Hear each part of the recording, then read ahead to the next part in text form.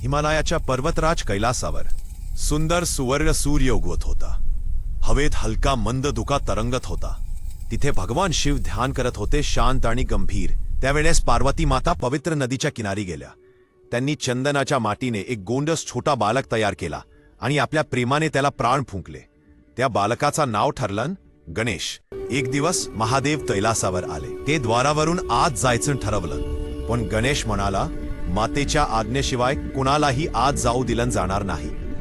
देवगण थोडे चकित झाले, पण गणेशाने त्यांना हलवू दिलं नाही. तो हातात सुवर्ण गदा धरून उभा राहिला. नंदी आणि देवगण थोडे थरारले, पण पार्वती माता आदिशक्ती बन गई आणि सर्व शांत केले. देवगणाने उत्तर दिशेला ध्यानात बसलेल्या दिव्य हत्तीला शोधलं. त्याचे तेजस्वी शिर गणेशावर ठेवण्यात आले. त्या क्षणी गणेशाला नवीन हत्तीचं शिर मिळालं. ओम नमो गणपतये नमः असा मंत्र घुमला. गणेश पुन्हा प्राण घेऊन जागे झाले. आकाशात कमळांची वर्षाव झाली. सर्व देवगण आनंदनाय आनंद